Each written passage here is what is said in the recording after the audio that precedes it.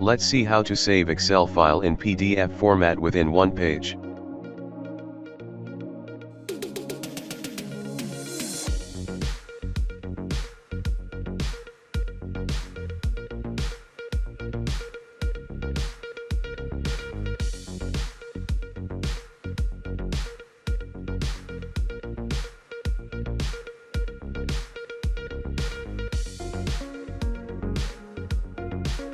You can change the file name or file location.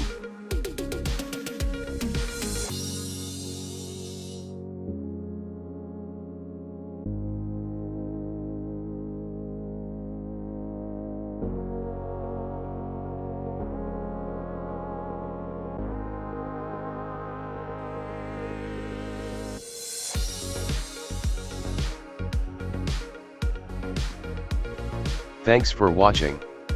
If you like my video, please subscribe and share.